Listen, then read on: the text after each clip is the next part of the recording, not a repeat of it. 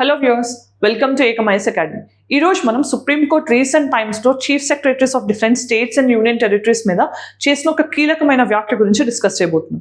ఇది ఫారెస్ట్ క్లాసిఫికేషన్కి సంబంధించిన topic. So దీంట్లో మన వీడియో కాంపోనెంట్స్ చూస్తే కనుక ఫస్ట్ కాంటెక్స్ట్ ఏంటి, అలానే సుప్రీం కోర్ట్ డైరెక్టివ్స్ ఏంటి, అసలు ఫారెస్ట్ ఎలా ఐడెంటిఫై చేయాలని చెప్పారు.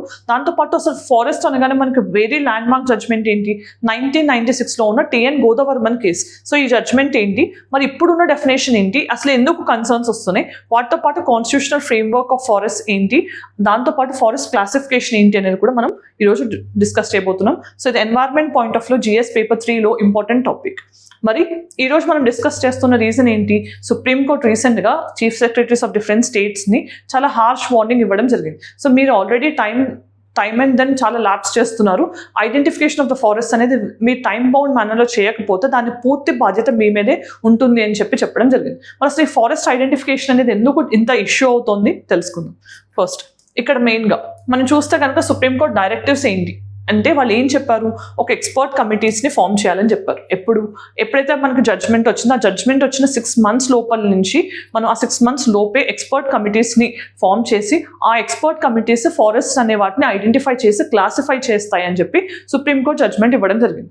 అది ఇచ్చిన తర్వాత కూడా ఇప్పటికీ కూడా కొన్ని స్టేట్స్లో ఐడెంటిఫికేషన్ కానీ ఎక్స్పర్ట్ కమిటీస్ కానీ ఫామ్ అవ్వడం జరగలేదు, రైట్. మరి ఇక్కడ మెయిన్గా ఇంకొక కండిషన్ ఏం చెప్పారు, ఆ సైంటిఫిక్ డిమార్కేషన్ అనేది అండ్ డాక్యుమెంటేషన్ అనేది rule 16 Clause 1 of Van Sanrakshan Evam Samvardhan Adhiniyam rules ప్రకారం 2023లో గవర్నమెంట్ ఆఫ్ ఇండియా ఇచ్చిన రూల్స్ ప్రకారం జరగాలి అని చెప్పి, అంటే డిమార్కేషన్ ఫారెస్ట్లో ఉన్న డిఫరెంట్ టైప్స్ ఏంటి అనేది మనం చూస్తాం. అప్పుడు మీకు అర్థమవుతుంది అది సైంటిఫిక్ బేసిస్ మీద జరగాలి అని చెప్పడం. దాంతోపాటు పర్సనల్ అకౌంటబిలిటీ, ఒకవేళ ఇవన్నీ జరగకపోతే personal accountability chief secretaries of the states తీసుకోవాల్సి ఉంటుంది అని చెప్పారు.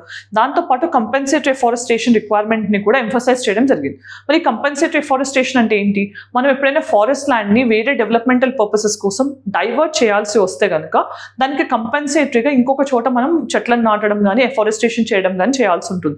సో ఎప్పుడైతే ఫారెస్ట్ ల్యాండ్ని డైవర్ట్ చేయాలో అప్పుడు ఖచ్చితంగా కంపెన్సేటరీ ఫారెస్టేషన్ ఉండాలి అని చెప్పి మళ్ళీ సుప్రీంకోర్టు ఎంఫసైజ్ చేయడం జరిగింది. దీనికి సంబంధించి ఏంటి, మనకి ఒక ఫండ్ ఉంటుంది, దాన్నే కంపా అని కూడా అంటాం.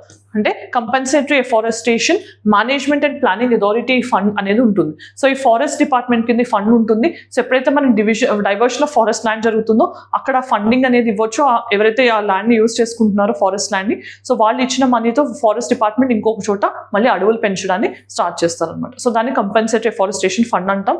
సో ఇది నాన్ ల్యాప్సబుల్ ఫండ్ అని గుర్తుపెట్టుకోవాలి, రైట్. నెక్స్ట్, మరి ఇక్కడ సుప్రీంకోర్టు అసలు 1996లో టిఎన్ గోదావర్మన్ కేసులో ఇచ్చిన జడ్జ్మెంట్ ఏంటి అంటే, మెయిన్గా అప్పుడు అసలు జడ్జ్మెంట్లో క్వశ్చన్ ఏంటి అంటే, ఆ పర్టికులర్ కేసులో క్వశ్చన్ ఏంటి అంటే, మనం లీగల్గా రికగ్నైజ్ చేసిన ల్యాండ్స్ని మాత్రమే ఫారెస్ట్గా కన్సిడర్ చేయాలా, లేకపోతే డిక్షనరీ డెఫినేషన్ ఆఫ్ ద ఫారెస్ట్ని కన్సిడర్ చేయాలా అనేది మెయిన్ క్వశ్చన్ అనమాట.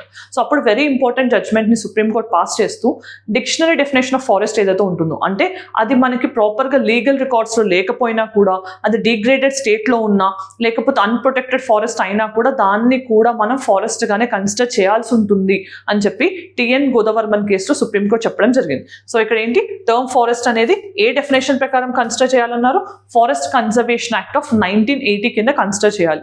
దాని ప్రకారం ఏంటి, డిక్షనరీ మీనింగ్ అంటే లిటరల్ సెన్స్ లో ఫారెస్ట్ అంటే ఏంటి, దట్టమైన అడవులు కానీ మనకి ఒకటే చోట ప్యాచ్ ఆఫ్ ట్రీస్ ఎక్కడైతే ఉంటాయో అది క్లోజ్లీ అవ్వచ్చు, మోడరేట్లీ డెన్స్ అవ్వచ్చు, లేకపోతే ఓపెన్ ఫారెస్ట్ అయినా అవ్వచ్చు. సో ఏ క్రైటీరియాలో ఉన్నా కూడా అది ఎవరి ఓనర్షిప్తో సంబంధం లేకపోయినా అన్నిటినీ కూడా మనం కన్సిడర్ చేసి ఫారెస్ట్ గానే కన్సిడర్ చేయాలని చెప్పి ఈ కేసులో చెప్పడం జరిగింది. మరి ఇప్పుడు రీసెంట్ టైమ్స్ లో చూస్తే forest conservation act of 2023 recent times లో బాగా కాంట్రవర్షియల్ అయింది. అది ఎందుకు అనేది ఇప్పుడు తెలుసుకుందాం.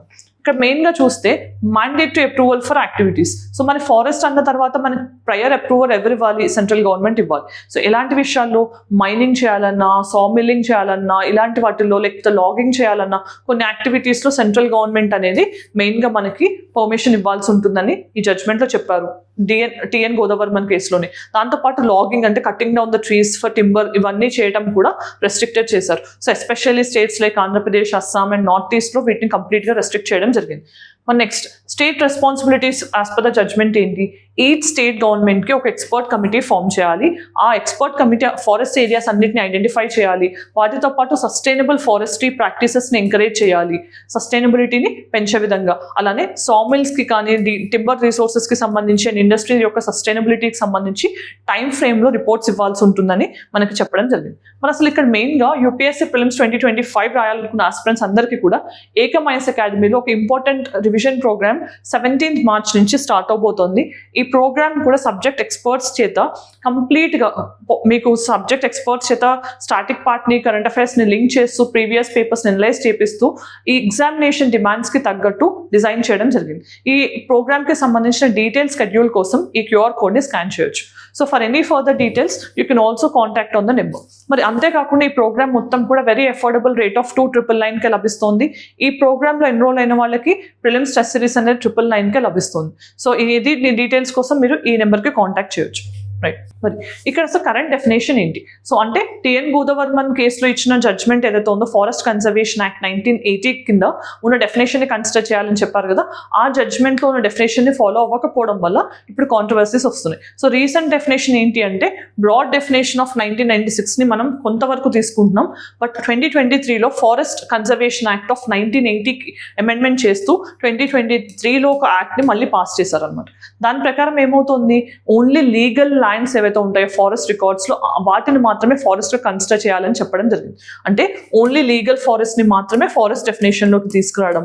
అలానే 1980 అక్టోబర్ తర్వాత ఏవైతే మనం రికార్డ్స్లో ఫారెస్ట్ ఎంటర్ చేసామో వాటిని మాత్రమే ఫారెస్ట్ అని అనుకోవాల్సి ఉంటుందని కొత్త డెఫినేషన్ చెప్తోంది. మరి దీనివల్ల ప్రాబ్లం ఏంటి అంటే అలా చెప్పినప్పుడు ఏమవుతుంది, ఎక్స్పాన్స్ ఆఫ్ ద ఫారెస్ట్ ఏవైతే ఉంటుందో తగ్గుతూ వస్తుంది అనమాట. అంటే చాలా వరకు ఫారెస్ట్ ఏమైనా ఎక్స్క్లూడ్ అవుతాయి. ఎంతవరకు ఎక్స్క్లూడ్ అవుతాయి అంటే ఆల్మోస్ట్గా మనకి 1.98 lakh square kilometers of forest land ఏదైతే ఉంటుందో అది ఎక్స్క్లూడ్ అవుతుంది. అంటే ఇంత జాగ్రఫికల్ ఏరియాలో ఉన్న ఫారెస్ట్ మొత్తం కూడా మనం డిఫారెస్టేషన్ కానీ బయోడైవర్సిటీని థ్రెటన్ చేసే యాక్టివిటీస్ని కానీ యూస్ చేసుకోవడానికి స్కోప్ ఉంటుంది. అంటే ఇదంతా కూడా బయోడైవర్సిటీకి థ్రెట్ అవబోతోందని సుప్రీంకోర్టు ఖచ్చితంగా గోదావర్మన్ జడ్జ్మెంట్లో ఇచ్చిన డెఫినేషన్ని ఫాలో అవ్వాలని చెప్పడం జరిగింది. రైట్. మరి ఇక్కడ మెయిన్గా కన్సర్న్స్ చూసే ముందు టైప్స్ ఆఫ్ ఫారెస్ట్ చూద్దాం. ఫారెస్ట్ విషయానికి వస్తే కనుక రిజర్వ్డ్ ఫారెస్ట్ అంటే ఫుల్ ప్రొటెక్షన్ ఉన్న ఫారెస్ట్ అనమాట. సో హైయెస్ట్ ప్రొటెక్షన్ ఉన్న ఫారెస్ట్ని రిజర్వ్ ఫారెస్ట్ అంటాం. ఇవి కంప్లీట్ కంట్రోల్ ఎవరి చేతుల్లో ఉంటుంది అని అంటే సెంట్రల్ గవర్నమెంట్ చేతుల్లోనే ఉంటుంది. సో కంప్లీట్ కంట్రోల్ గవర్నమెంట్ చేతుల్లోనే ఉంటుంది. మరి ఇక్కడ హ్యూమన్ యాక్టివిటీస్ ఏమి ఎలో చేయరు. హ్యూమన్ యాక్టివిటీస్ అంటే ఏంటి, హంటింగ్ కానీ మనకి గ్రేజింగ్ కానీ ఇలాంటి వాటిని దేన్ని ఎలో చేయరు. So human activities. మరి ప్రొటెక్టెడ్ ఫారెస్ట్ అంటే ఏంటి, రెస్ట్రిక్టెడ్ ఫారెస్ట్ కంటే ఇవి కొంచెం తక్కువ. Okay, so protected forest controls కానీ అథారిటీ విషయంలో కొంచెం లీనియన్స్ కానీ ఇవన్నీ ఉంటాయి. మరి ప్రొటెక్టెడ్ ఫారెస్ట్ విషయంలో ఏంటి, ఇది కంప్లీట్గా సెంట్రల్ గవర్నమెంట్ చేతిలో ఉన్నప్పటికీ కూడా మెయిన్గా కొన్ని లోకల్ కమ్యూనిటీస్కి కొన్ని రైట్స్ ఇస్తారు. గ్రేజింగ్ రైట్స్ కానీ లేకపోతే వాళ్ళు ఆ పర్టికులర్ ఏరియాలో ఉండి మైనర్ ఫారెస్ట్ ప్రొడ్యూస్ని కలెక్ట్ చేసుకోవడానికి కానీ అలాంటి వాటికి వాళ్ళకి పర్మిషన్స్ ఇస్తూ ఉంటారు. మరి నెక్స్ట్ అన్ప్రొటెక్టెడ్ ఫారెస్ట్, వీటిని విలేజ్ ఫారెస్ట్ అని కూడా ప్రైవేట్ ఫారెస్ట్ అని కూడా అంటాం. అంటే community forest or private forest అని కూడా అనొచ్చు. మరి అన్ప్రొటెక్టెడ్ ఫారెస్ట్ అంటే ఏంటి, ఇవి కంప్లీట్లీ కమ్యూనిటీ ఓన్డా ఆర్ ప్రైవేట్లీ ఓన్డ్ అనే దాన్ని బట్టి ఉంటుంది. సో ఇక్కడ అంత రెస్ట్రిక్షన్స్ ఉండవు. సో మాక్సిమం మనం ఎన్వైరన్మెంటల్ బెనిఫిట్స్ తీసుకునే విధంగా అన్ని యాక్టివిటీస్ని ఎంకరేజ్ చేస్తారు. మరి నెక్స్ట్ అసలు కాన్స్టిట్యూషనల్ ఫ్రేమ్వర్క్ ఆఫ్ ఫారెస్ట్ ఏంటి? సో రీసెంట్ టైమ్స్లో చూస్తే కనుక ఇనీషియల్గా మనకి స్టేట్ లిస్ట్లో ఉన్న ఫారెస్ట్ సబ్జెక్ట్ ఏదైతే ఉంటుందో ఆ స్టేట్ లిస్ట్ నుంచి కన్కరెంట్ లిస్ట్కి మార్చడం జరిగింది. అంటే ఇప్పుడు ఫారెస్ట్ అనేవి కన్కరెంట్ లిస్ట్లో ఉన్నాయి. మరి కన్కరెంట్ లిస్ట్లో ఏ పర్టికులర్ అమెండ్మెంట్ యాడ్ చేసింది అంటే 42nd కాన్స్టిట్యూషనల్ అమెండ్మెంట్ 1976 అనేది ఈ అమెండ్మెంట్ ద్వారా స్టేట్ లిస్ట్లో ఉన్న మ్యాటర్ని కాన్కరెంట్ లిస్ట్లోకి మార్చింది. మరి ఇంకా ఏ సబ్జెక్ట్స్ని కూడా 42nd అమెండ్మెంట్ స్టేట్ నుంచి కన్కరెంట్కి మార్చిందని తెలిస్తే అది కూడా కామెంట్ సెక్షన్లో చెప్పండి. మరి ఇక్కడ మెయిన్గా వాటితో పాటు fundamental duty and directive principle కూడా ఉంది. అవేంటని చూస్తే ఆర్టికల్ 51(a)(g) కింద మనకేంటి ఎవ్రీ డ్యూటీ అంటే ఎవ్రీ సిటిజన్ యొక్క డ్యూటీ ఏంటి, వైల్డ్ లైఫ్ని ఎన్వైర్న్మెంట్ని కంపాషన్తో మనం ట్రీట్ చేయడం మనం ప్రొటెక్ట్ చేయడం మన డ్యూటీగా చెప్తున్నారు. దాంతోపాటు 48A ఆర్టికల్ 48A అనేది directive principle of state policy. ఇది స్టేట్ యొక్క responsibility forest wildlife conservation point of లో మనకి ఎంఫసైజ్ చేస్తుంది. సో ఇక్కడ మెయిన్గా గుర్తుపెట్టుకోవాల్సింది 2 అమెండ్మెంట్స్ కూడా మనం ఆర్టికల్స్ అనేవి కూడా 42nd అమెండ్మెంట్ 1976 ద్వారానే కాన్స్టిట్యూషన్లోకి యాడ్ చేసుకోవడం జరిగింది. రైట్. నెక్స్ట్ మరి ఛాలెంజెస్ ఏంటి అసలు అంటే partial complaints. So only states like Sikkim కానీ ఒడిస్సా అండ్ గుజరాత్ కొన్ని స్టేట్స్ మాత్రమే కంప్లై అయ్యాయి ఇప్పటివరకు సుప్రీంకోర్టు ఇచ్చిన ఆర్డర్స్ని కానీ జడ్జ్మెంట్స్ని కానీ. మరి డిలేస్ అండ్ సస్పిషన్. సో మెయిన్గా ఇంత డిలే చేస్తున్నారు అంటే ఏంటి, ఆ పర్టికులర్ రూల్ని కానీ లాని కానీ ఎన్ఫోర్స్ చేయట్లేదు అని అంటే దాని యొక్క ప్రొవిజన్స్ని వైలేట్ చేస్తున్నట్టే. సో అలానే సస్పిషన్ కూడా వస్తుంది, బయోడైవర్సిటీకి థ్రెట్ అవుతుందా అని. సో తర్వాత GIS బేస్డ్ డేటాబేస్ అనేది కూడా, అంటే మనకి geo information systems, geo tagging చేయడం, వీటి వల్ల ఏంటంటే రీసోర్స్ మానిటరింగ్ కానీ లేకపోతే మనకి ఇవన్నీ కూడా ఈజీ అవుతుంది. సో ఆన్లైన్లో లైవ్ ట్రాకింగ్ చేయడం కూడా ఈజీ అవుతుంది, రైట్. మన next forest cover and losses చూస్తే కనుక data Indian state of forest survey report ప్రకారం మనకి almost 8.27 lakh square kilometers of tree and forest cover ఉంది. అది 25% ఆఫ్ జాగ్రఫికల్ ఏరియాకి సంబంధించి మనం ఈక్వలెంట్గా చెప్పొచ్చు. కానీ మనం ఇండియన్ ఫారెస్ట్ పాలసీ ఏదైతే 1988లో ఎనాక్ట్ చేసుకున్నామో దాని ప్రకారం 33% of the geographical area forest and tree కవర్తో కలిపి ఉండాలి అని చెప్పడం జరిగింది. అంటే 25% నుంచి ఇంకా మనం 33%కి ఫారెస్ట్ కవర్ని పెంచాల్సిన అవసరం ఉంది. మరి ఇక్కడ రీసెంట్ ఫారెస్ట్ లాస్ చూస్తే కనుక 1488 square kilometers of unclassified forest, అంటే ఏంటి, ఇది ప్రైవేట్ ప్రాపర్టీ అయినా అవ్వచ్చు ఆర్ విలేజ్ ఫారెస్ట్ అయినా అవ్వచ్చు. సో ఈ పర్టికులర్ ఫారెస్ట్ అనేవి లాస్ అవ్వడం జరిగింది, ఎందుకంటే ఇక్కడ ఎక్కువ రెస్ట్రిక్షన్స్ లేవు కాబట్టి ఎక్కువగా ఇక్కడ మనకి ఫారెస్ట్ లాస్ అనేది కనిపిస్తుంది. మరి ఎన్వైరన్మెంటల్ రిస్క్స్ ఏంటి? సో ఇలా ఫారెస్ట్ని మనం ఇంకా ప్రాపర్గా క్లాసిఫై చేయకుండా ఇంకా ఇనార్డినేట్ డిలే చేయడం అనేది బయోడైవర్సిటీని, డిఫారెస్టేషన్ని థ్రెటన్ చేస్తోంది అని చెప్పి తెలుస్తుంది, రైట్. మరి ఈ రోజు ప్రాక్టీస్ క్వశ్చన్ ఏంటో చూద్దాం. According to the Indian state of forest survey report 2023, what is the forest and tree cover of India as per the percentage in terms of geographical area? మరి forest and tree cover geographical ఏరియాలో ఎంత ఉంది 2023 ISFR ప్రకారం అనేది comment సెక్షన్లో చెప్పండి. మరి next, which state has the largest area under Indian forest cover under Indian state of forest survey report 2023? మరి ఏ స్టేట్లో ఎక్కువ ఫారెస్ట్ కవర్ ఉంది? Next, which administrative classification of forest in India is on which category is actually directly supervising the government and prohibits public entry for commercial purposes?